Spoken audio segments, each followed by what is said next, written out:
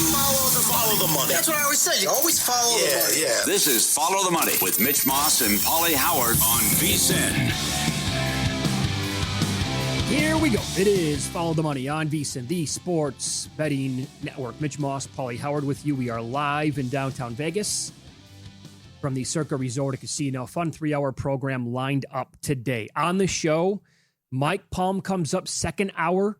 It's an hour and 15 minutes from right now. We're going to do 3 full segments with him. Hardcore hockey. I can't wait to get his breakdown on what to expect after the Olympic break. And then night 1 coming back tonight. Matt Youmans, best bets in golf and a lot of college basketball tonight. TMI Ozzy. Yeah. In an hour. Bombs away. Had Joe Highsmith at 950-1 last year on Saturday morning of this exact golf tournament. We'll talk to him about that. We'll go down memory lane and who he likes this weekend. And the angle has been so hot in college basketball. How hot, you might ask? How about 35-10 run? 6 of the last 7 ATS losses were exactly by 3 points. And the man who put this angle together is our producer, Luke DeVosta. He's going to be in studio coming up in about, that was a tough one. Luke's going to join us in studio in 30 minutes. Yep. So, but a fun show lined up, Paulie. Good. Yep. And a tough night for the big market teams with the Lakers and the Knicks. Another tough loss for the Lakers and a horrible third quarter by the Knicks, which, you know, now you don't want to panic because they had a lousy third quarter and couldn't make a shot. But it certainly appears that they're going to get the 4 seed when it's all said and done because the Cavs have an easy schedule. Detroit going to get the 1 seed. Boston so good that, you fire your head coach after you go to the conference finals, and to think they could be the 4 seed is really incredible when you think about it. Well, and honestly, like this, I think is a big picture view of the NBA for everybody involved. We're talking about players, organizations, fans, and no doubt about it, bettors as well. So it was a busy schedule last night. Look at how many teams they put on a back-to-back tonight. Can we cut down the number of games and then make it 58 per year? And then spread it out so we don't have these silly situations and you're waiting for all the news and the amount of line movement we've had on tonight's card specifically. I mean, it's fun for exactly nobody involved. Bettors can take advantage of it, obviously, but you have to wait. You got to be dialed in. And for example, the Oklahoma City were on a back-to-back. Impressive win by that team last night. They get Detroit off a bad loss against, well, not bad, but they didn't look good in the second half against San Antonio on Monday night. So they've had 1 day of rest here for that team to get ready for them. And now the news comes out earlier today, and it was already Detroit 8, thinking that Chet might not play, then downgraded to doubtful. And here you go. Now Detroit's 10.5. I did attack that game with a player prop that I'll tell you about coming up, but you have the Thunder, you have the Raptors, the Warriors, the Celtics, and the Cavaliers and the Bucks in the same game. So you have 7 different teams on a back-to-back, and it's not even a big card tonight, Paulie. Mm-hmm. Well, you really have to respect the Celtics and what they've done, but this is a horrible situation. Terrible. Where it's third game in 4 nights and the back-to-back, and then you're going with altitude, and the Nuggets are well-rested. So even though they're in the mid-20s in defense, I would think that they can win and cover tonight against the Celtics. And the other thing is David Purdom wrote about it. We've been discussing it. There's been a major shift in sports books. But SGA out again. I believe that's his 12th missed game. Wembanyama can only miss 2 more. Joker can only miss 1 more. So again, with all these guys out in OKC, and you have to cross off Joker, and Wemby's up against it as well, of what this means with the MVP and how it keeps moving with all these guys that are out, and you have to play 65 games. So SGA is down to $1.20. Wembanyama was 25-1 a couple days ago. Yesterday. Yep, he's now 20 at DraftKings, lower than that in Las Vegas. And money keeps coming in on Cade Cunningham. So a lot of people are betting Cade. Some people bet Wembanyama in the last couple days. I know you talked to Jeff Sherman at the Westgate. They took a respected bet on Wembanyama. So, but still, he can only miss 2 more games. I think we have to draw a line through the second choice, Joker, because he's only down to 1 more. And I think we have to just cross out Jaylen Brown and Luka Doncic, which tough loss for the Lakers. Luke, I don't know what happened there. He's wide open, didn't shoot the ball. He didn't play well. They got beat. And I just think Boston is too talented, and they're going to get a respect as a collective unit group and coaching staff when it's all said and done, and Jalen can't get there. Yeah, that's unfortunate because that guy deserves to be in the mix. And according to that straw poll again that came out last week, he had no chance. So I don't think Jaylen Brown is going to be able to turn it around in only like the next couple of months. And on that note with that team, so he did not play last night. They sat him, and I think they went on like a 51-10 run against the Suns in that game last night. Suns can't score right now in their current form, and they get the Lakers tomorrow night. But the Celtics now, here's the breakdown against the Nuggets. Third game in 4 nights. Boston is 6-3 straight up and ATS with no rest, 7-2 to the under on the year. And for the Nuggets, they have not played since Sunday. This is Sean Grandy, who is a dynamite play-by-play guy for the Celtics, is also a tremendous follow on Twitter. Boston has outscored teams by 248 points in their first 30 road games. They're 20-10 overall. Only 4 teams in the history of the league have done that for a full season on the road. We're talking about scoring differential on the road. The best team ever, the 1972 Lakers, plus 11.32 on the road. This year's Thunder, plus 11.32. Last year's Thunder, 10.43. Last year's Celtics, plus 9.41. The 1970 Knicks, and then you have this year's Celtics team. Brown's going to be back tonight. I think Peyton Pritchard has a big game, but his points prop is 18.5. He had kind of a dud last night, but he has been so much better this year since they put him coming off the bench. I think he probably goes for 20+ and hits a bunch of threes against Denver's defense. But I also don't think I can take the 3.5 because situationally here, it is a bad spot for Boston. And I like the Nuggets, even though they've been so bad defensively. I just take the spot for the Celtics. And they're due for a bad game. The other angle. It's also unfortunate that you have this marquee doubleheader, and you have what Boston's facing, and then we thought OKC against Detroit, 45-14 against 42-14. Yet everyone's out, and it's a 5-point move in the line, and Detroit's now laying double digits. I think the Spurs take care of the Raptors. They've won 9 in a row. San Antonio trying to get the 1 seed, 41-16 now. And what they've done, how they locked down Cade and how they locked down Detroit. You catch Toronto now on a back-to-back. Spurs laying 7.5 on the road. I like that. And then, boy, how does Golden State, no matter who they throw out there, can't beat Memphis? How Memphis is tanking and how creative they're getting with who they're not playing? You figure out the Warriors. How did they beat the Nuggets the other night? And then last night, terrible loss for that team. Well, at least the Pelicans are trying, though. I mean, Memphis is trying. I mean, what they did, that lineup they put out there against Sacramento, and to lose against Sacramento, who had lost 16 in a row, and you're down double digits at home for much of the game. I mean, they're picking people out of the stands at this point, not even trying to make it look good. Maybe in play. Out there. Maybe in play. That's not a bad one either. Just in case the Grizzlies come out and they get on top of the Warriors early, and they're like, we don't want to win this game, and the Warriors come roaring back at that point. Very tricky with some of these teams. So this is how I attack the OKC Detroit game. Chat again, doubtful. And they're now 10.5-point dogs against Detroit. Since the All-Star break, Jalen Duren has been the man. And on the year, by the way, he's averaging 18 points and 10.5 rebounds. So in the 2 games, the first game back against Chicago, he had 26 and 13. Against San Antonio in that loss on Monday night, he had 25 and 14. And keep in mind, the Spurs obviously had Wembanyama in that game. Tonight, his points... And I was looking to bet it, actually, and then the news dropped with Chet, so it moved like at least 1 full point. But I played over 28.5 points and rebounds tonight from Duren at minus 120. And you can also get creative and just play like 18-plus points, 10-plus rebounds if you'd like, if you want to do like a same-game parlay. And you can do that at plus money. I thought about doing 20-plus points and 15 rebounds. I looked earlier, and that paid like plus 360. I think that's absolutely doable tonight against a, kind of a mash unit here for Oklahoma City. On the flip side, Wallace has been great. So is Isaiah Joe, but now Isaiah Joe's 3-point prop tonight's 3.5. It's plus money. He's been going bombs away a lot lately. But I played Cason Wallace, who has been phenomenal in those last 2 games, 20-plus points, a ton of rebounds, ton of assists. I played a same-game parlay on him. Not too ridiculous. It was like 10 points, 4 rebounds, 4 assists, and a couple of steals. Paid 7-1 on Wallace when I played. I think it was 3 steals actually. Paid 7-1. Well, I got to come right back with the Milwaukee Bucks and Porter props again. Mm-hmm.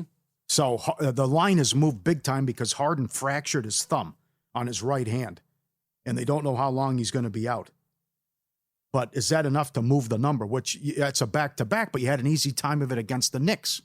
The Bucks continue to win games, and a great win at home against Miami come from behind. They've won 7 of 9. This was 9, and now it's down to 4. And the total has moved 6 points to the under. But the way the Bucks are scoring and how Porter's prop was 17.5. He had 32 points, and he went over his assists again. Yeah. So the run that Porter's on, and Rollins, which we discussed, Rollins and Porter, of all people, leading the way for the Bucks. And what looked to be a lost season, and it was a catastrophe when Freak was out, now they've won 6 of 8. And they're actually in shouting distance and right there to get the 10 seed. I don't think that's going to happen, but still, they've been playing the role of spoiler here and having a lot of wins as underdogs and impressive wins. And I would think we see points again against the Cavs tonight on a back-to-back. I'm tracking down an updated number right now on Porter for tonight with the points, rebounds, and assists. And it looks like it's still sitting at 30.5. Zach Cohen wrote about that play today at vsin.com.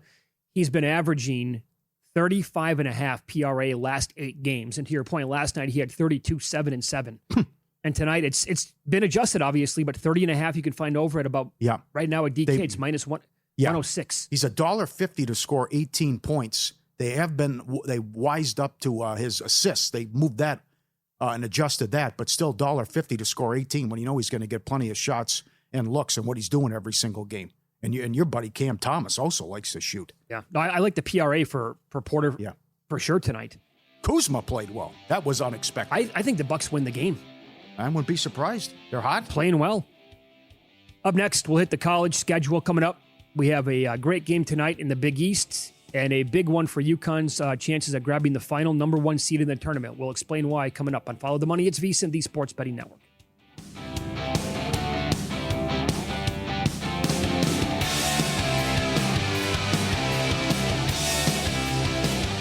You're here because you want an edge. That's what separates listeners from winners. But let's be real, mindset alone doesn't get bets home. Pros win because they've got the tools, the data, and the discipline. And now so can you. VSiN Pro gives you access to the same real-time insights the sharps use. No secrets, no fluff, just actionable info that moves markets. Tap the link and see why serious bettors are turning knowledge into profit with VSiN Pro.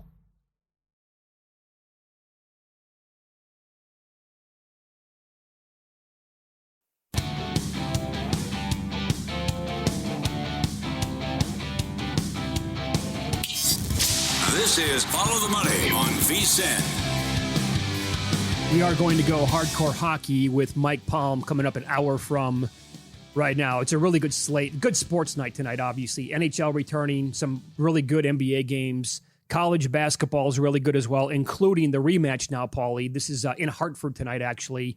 UConn hosting St. John's, and the Huskies are favored by 5.5 points in this game. The Johnnies got them at the Garden the last time they played not that long ago. The place was absolutely jumping. It was a great atmosphere. I just have, as someone holding UConn futures at, was it 15-16 to 1 from back early on in the season? Let me point this out real quick and why I can't, I'm really down on the bet that I made. And there's no way I could bet them tonight against St. John's. Wow. Trust the coach and the program. Well, here, let me point some things out here. UConn is 6-11 ATS in the Big East, 1-4 in their last 5, 3-11 ATS in their last 14. Some of their games, they were laying 10 to Providence, they won by 5. Favored by 19.5 over DePaul, won by 12. Favored by 11 over Georgetown the first game, they won by 2. They were laying 15.5 in the rematch to Providence, they won by 6. 16.5 in the rematch to Georgetown, they won by 4. And then last week, they were favored by 15.5 at home to Creighton. They lost by 7. I mean, they're not even coming close to meeting expectations here. With their losses, they've been bad on the glass. That's the one common theme. Yep. But I like your ticket. They could get a 1 seed, and they have an unbelievable coach in the tournament. And a lot of people dismissed them last year. They won that first game 8-9 and could have beat Florida in the second round. Yes, very much so. Torvik has St. John's 19th. Are there 18 teams better than St. John's? I would say no. They've been great defensively, and I know McDermott talked about the Creighton coach, how great they are with Darling and the added dimension he gives that team.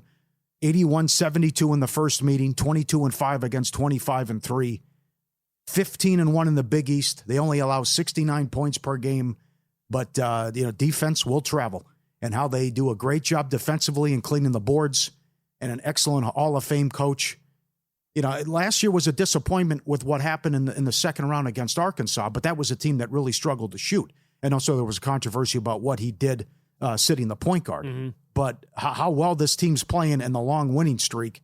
Adam Burke has a great write-up today. He made the case for St. John's plus the points. But this will not happen today. They were plus 17 at the line in the first game. Yeah, that's going to get corrected. That is no doubt about that. So I would expect the whistle to go the way of the Huskies, and I would expect UConn to win a close game tonight, although I was wrong on the first one. So you did bring up the offensive rebounding for UConn and how in their 3 worst performances on that side of the stat sheet anyway, they all lost, right? Their only 3 losses were their worst 3 offensive rebounding games of the entire year. And here's why that's a big deal, because when they're not getting offensive rebounds, that's obviously one and done. Well, they shoot 56% on 2s and 38% on 3s in conference games. That's the best overall in Big East play. That's part of Adam Burke's write-up today. And so if they're getting their second chances, like they're too good of a shooting team, they're going to go back in. And if that gets corrected in this game as well, as I totally agree with you, Will, the free throws will come back in their favor tonight. It won't be plus 17 made or 19 in attempts for St. John's in this game. And plus now you're also playing with, you got to come out with your hair on fire a little bit with that recent loss to Creighton and the fact that nobody else wants that 4th number 1 overall seed. Like that can be a big deal here for the team. Also, Now I said I'm not laying it with UConn. I would take St. John's, but I missed the best number. 6s were out there. And Pitino's in a bad mood. They all went to breakfast and no one said a word. They're all looking at their phones. He made a point to tweet that out today. Had a priest, the entire coaching staff, all the players. The priest was looking at his phone too? No. Okay. I can't imagine that was it. I mean, but he said what did he say, 13 players? Yes. Every single one of them on their phones, not one conversation going on. He goes, that's the next step here now with these kids. Yeah. Anyway. Big one on Peacock. I know. If you go back and look at St. John's losses in the non-conference. Well, different team, but also close, right? Close. They're all close. That's right. Good teams, too, they lost to. Yep, that's right. Yeah. They're right there. So you love how they're playing and peaking right now. It's a good card tonight and a lot of interesting games and a deep card. As we talked about, the 4 late games are fire as well. There are 4 games that tip at 8 o'clock Pacific. This one's on television. Santa Clara and St. Mary's. I consider this a play-in game that the winner's in. Santa Clara 23-6, St. Mary's 25-4. Both are 14-2 in conference play. St. Mary's, according to bracketology, is a 9 seed. But they don't have a quad 1 win, and they lost the first meeting at Santa Clara. They get them at home tonight, and then they get Gonzaga at home Saturday. All they have to do, I think, is get one of these. And when I say that, I also mean the round 3, which will be out here for the West Coast tournament in the semifinal game. Torvik has St. Mary's 29, has Santa Clara 28. St. Mary's has a better resume and body of work than Santa Clara. Lenardi has Santa Clara last 4 in. The winner is in tonight. Great game. And I thought Greg Peterson made a good point yesterday. Look at that total. How can you have a total this high in a St. Mary's game? 153.5 I'm now? totally with him on that one. He made a 145.5 at vsin.com today. Yeah. So definitely a play-in game there as well. And they need a lot of help. We're looking at a scenario where the Mountain West only gets 1 team in, or maybe 2, or 1 at large. I'll just say that. Yeah, and by the way, remember, if you go back weeks ago, people were talking about 3-4 easy for the Mountain West. New Probably Mexico, not happening now. I didn't trust Nevada, but they got it done. 1 and covered. New Mexico up against it. Last team in. San Diego State needs to win this game to stay alive, and they're going to need help because then they play New Mexico Saturday. They are 1.5 against Utah State. Utah State, a 7 seed. And the Aztecs up against it as well. And how about your Badgers? This Wisconsin team can score. Is 4.5 too short at Oregon? Oregon's terrible, but is it the travel? It's the travel for sure. All right, okay. Yeah, that's a weird. Humans is going to have an opinion on this game. I don't know which side he's going to bet. I know he wants to talk about the game. I think he's going to be on Oregon, but I might be wrong on that. Wisconsin. JVT and I talked about that on Pod of the Futures this week. Now available wherever you get your pods. He bet Wisconsin to win the whole thing at 100-1.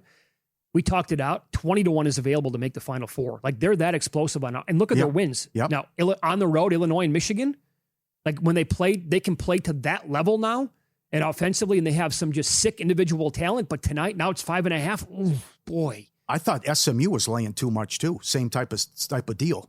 Like Cal is the last 4 out, and SMU is on the 8-9 line. But that with that travel, SMU laying 4 at Cal tonight. Maybe that's a little risky business too. Mm-hmm. Let me point this out back to the Mountain West for 1 second here. The Utah State Aggies are actually only 6-10 ATS in league play. San Diego State's 9-7. The first time they played, Utah State got them 71-66. Aztecs blew a big lead. Yeah, look at this recent form too, by the way, by the Aztecs. Favored by 8 against Grand Canyon last week. They lost by 10. Favored by 2.5 over Colorado State over the weekend. Colorado State's a decent, at least a decent basketball team. But the Aztecs lost that one by 9. Utah State 23-4 overall, but they're off that loss to Nevada. Do you have an opinion on this game? Have you bet it yet? I know it doesn't always work that way, but this is a game that they usually win, and that the Aztecs find a way to win these games. But you're right with the poor form. Plus, Utah State's coming off a disappointing loss. But one team's got their season on the line, and the other team knows that they're in as they're sitting safely as a 7 seed with Utah State. I'll tell you this. I made a couple of bets after the show was over with last night, and these numbers kept moving. I bet St. Mary's, sorry. Yep. Okay. I bet Central Florida last night. That number got to 14.5. They're up 30. That was outrageous. Up 30. That's a tournament team. The first number that I saw was 14-4. They blew them out from the jump. Yeah. And I didn't bet it, but they were 7-1 in the money line at the book where I bet it at. So that was an easy winner. The loss I had, I am telling you what, when I bet unders in a game, I got to be 0 for the entire year. I took a shot with under. I just thought Air Force San Jose State got to 145.5. In an Air Force game, both those teams they're awful defensively, but they play slow. It got to 145.5. That game had 80 points at halftime. It had absolutely no chance of winning. Every time I bet an under, it turns into a 3-point shooting contest with NBA All-Stars involved. There were no bad spots either. I thought this was a tough spot for Duke. Notre Dame embarrassed themselves. Wow. And there was no letdown for UCLA. Dent was great in the win, but, USC, rivalry game, they got tough turnaround for UCLA, and UCLA took them out. Mm-hmm. So that dog had fleas too. And this just came down as well. Harden is questionable. Mitchell's out, but Harden doesn't need surgery on the fractured thumb. So it's got to be right hand. It's on his right hand. Right yeah. hand, got to be, yeah. Yeah. He probably doesn't play tonight, but at least they got good news there where no surgery, but no Mitchell. Actually, if you're betting Kevin Porter props, don't you want Harden to play? Yeah, no resistance. I mean, not bad. This Bucks team, they're going for it. I know. They were right. They were what? They started 2-11 without Freak, and now they've won 6 of 8, including wins against Miami, at OKC on the road. And there was another win in there where they were a 6-7 point dog. Watch him close strong, make Freak happy. He changes his mind and they run it back with Doc Rivers. 2 games fit the angle tonight in college basketball. Our producer, Luke, is coming up. He's a person who noticed it, put it together, and it is 35-10.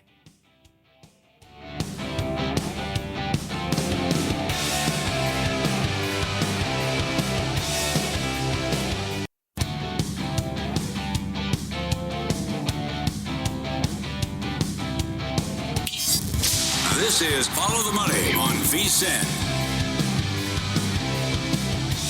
As I said, it is a very busy college basketball card coming up tonight. And our producer, Luke DeVasta, on the program today. There isn't a mic set up in the back, so tough for him to join us throughout the entire show. But he has put together something called The Angle in College Basketball. We'll talk about. There are 2 plays tonight, by the way, which we are going to get to eventually here in this segment. You'll find out what they are. But do I have this right? It's 35-10. Last 40, well, basically 45 plays since you noticed this? Yeah, 35-10 ATS since I first noticed it, which was, back on January 20th was the first day I really started tracking, noticing that this was hitting at a rate that was interesting. So that was the first day, January 20th. And I do have a little story about that because we talked about it on the show. We actually did mention that this angle was involved in a couple of games that day. It was Kent State and Missouri. Kent State was taking on Miami, Ohio. Missouri was taking on Georgia. Both of those teams were, we should have faded.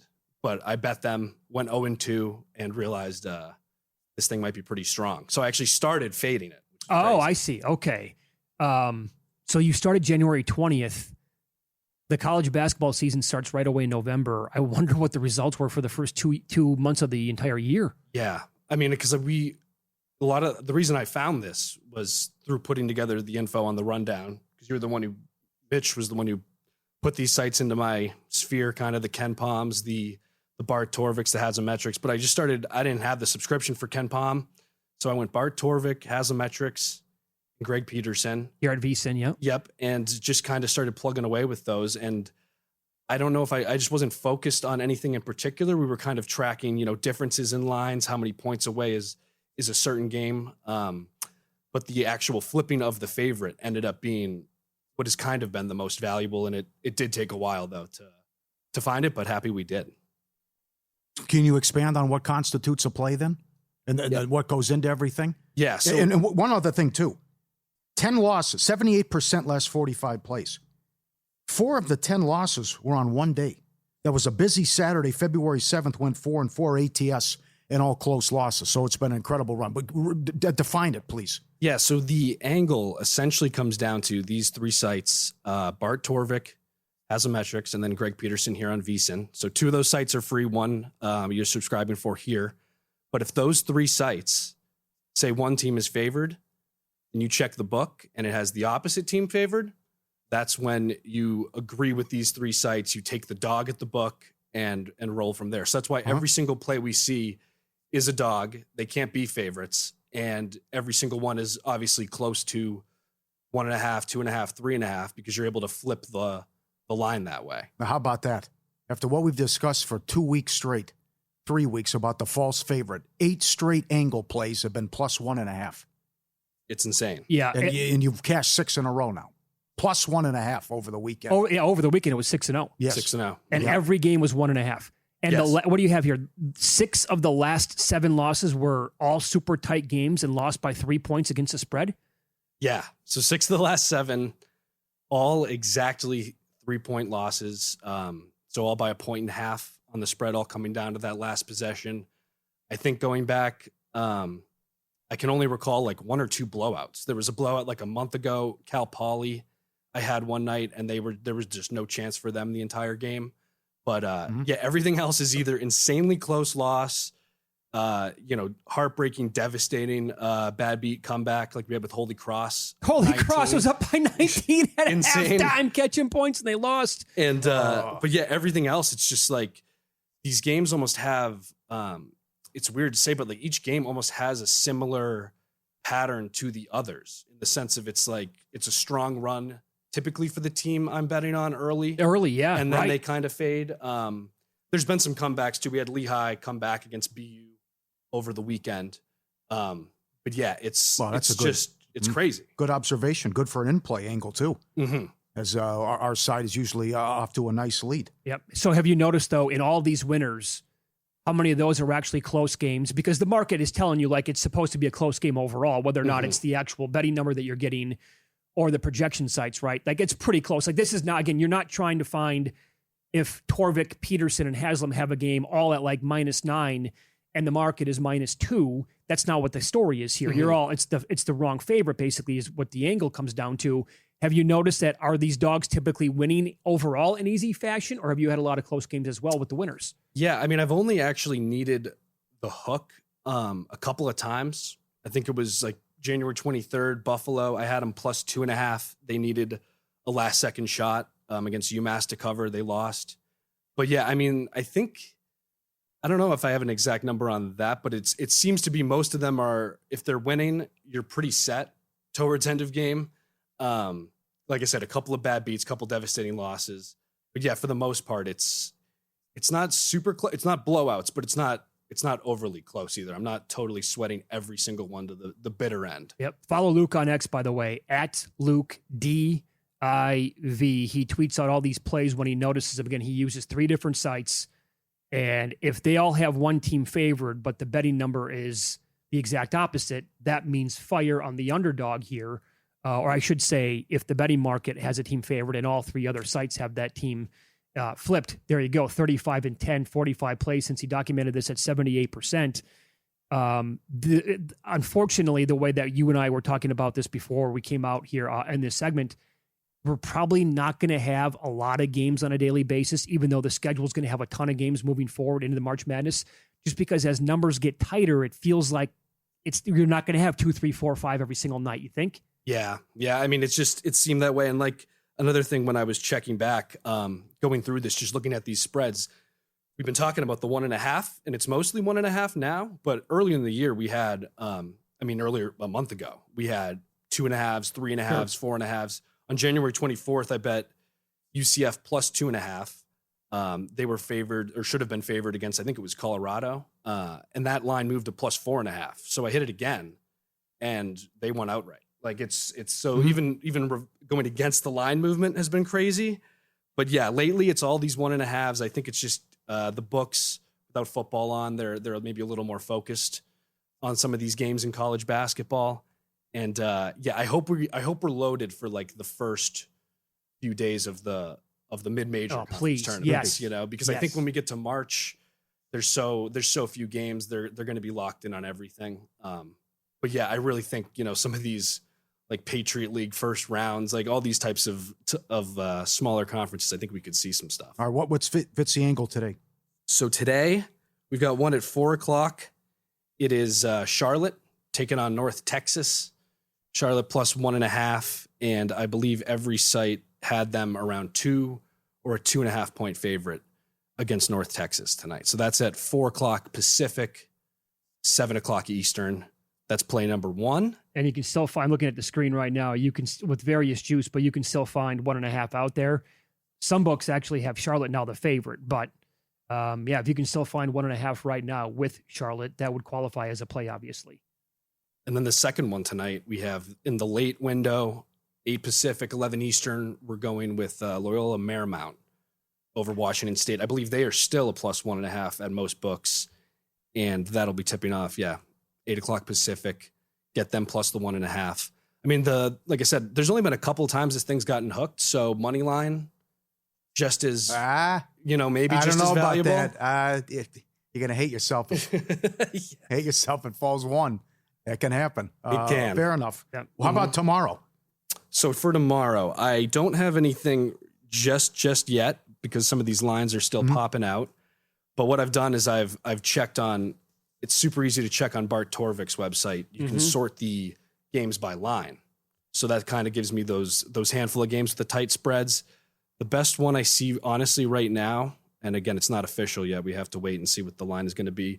It looks like it's going to be Eastern Washington against Northern Colorado tomorrow. If Eastern Washington's posted as a dog, we're going to be betting them. That is one of those. And I think I don't know if it's posted anywhere yet, but Wager Talk says pick at the moment. Okay. So, well, great job by you. Again, All follow right. Luke on X. He's at Luke DIV, Delta India Victor, on Twitter.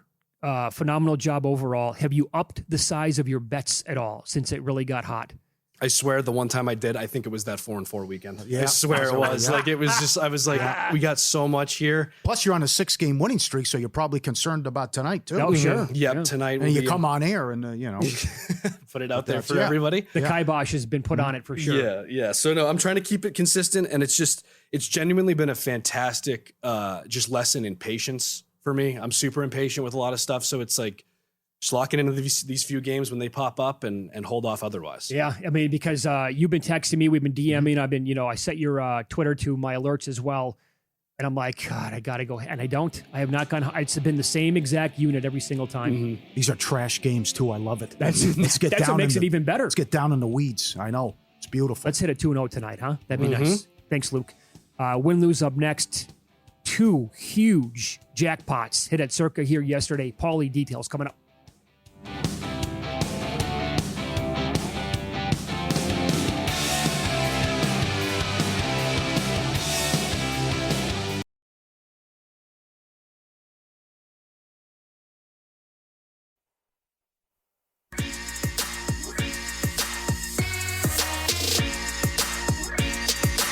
Win Some, Lose Some is sponsored by the Sharp Plays. Were you a winner last night? Wow, winning. Or was it a rough one? Well, they can't all be winners, can they? Loser! You're a loser! Paulie Howard recaps the night in sports betting in Win Some, Lose Some. A shocker in Champions League. Glimt moves to the Sweet 16. They beat Inter Milan. To put this in perspective, how big of an upset was it? They advanced in aggregate. They won the second leg outright, and they were 10-1 just on the second leg. Incredible, stunning upset. What was Inter Milan, for example, on the money line? Yeah, that was a big one. $4 probably. And by the way, didn't Glimt just have a huge upset like a couple weeks ago? They did. In win-lose? Leverkusen draw 3-1. Leicester City, Middlesbrough, Championship League draw plus 350. Our friend Sheffield Wednesday were at it again. They were down 2-0 today, last check. Central Florida, rocking chair, 8-1 on the money line. 14-point dogs. They were up 30 in that game. I mean, there was your letdown for BYU. Yeah. Didn't happen with Duke and other teams, but man, what a horrible performance. But I thought that spread was weird. Northwestern plus 350 beat Indiana. Dayton throttled St. Louis. I like the Billikens. That was a no-show. Dayton plus 180, and that move was correct from 6 down to 3.5. And that was never a game either. No, it wasn't. Bucks plus 220.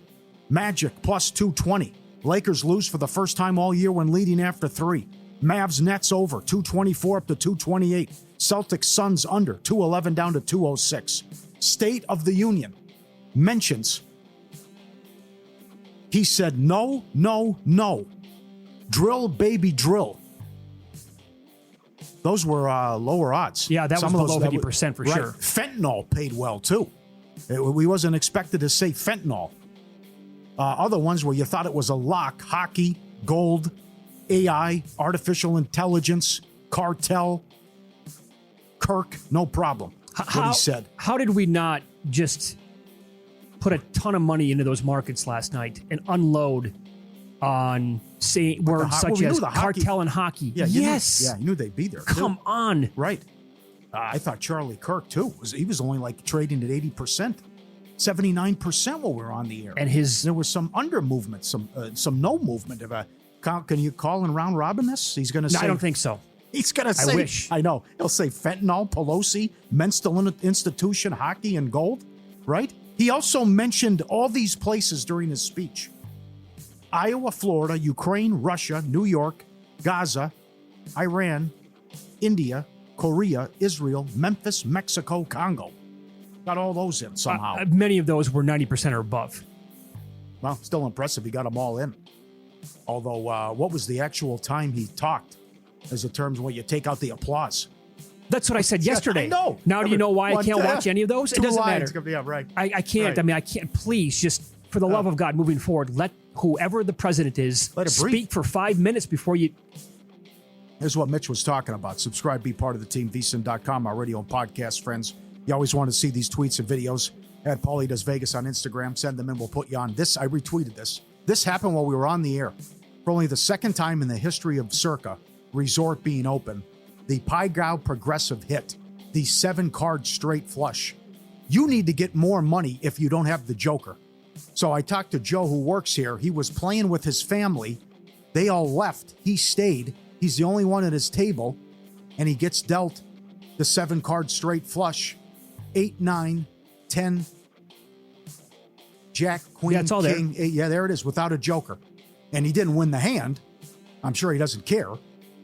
But gets $380,000. So now the progressive reset. It's now $70,000. It's hit for only the second time. Incredible. You know, I'm curious about this.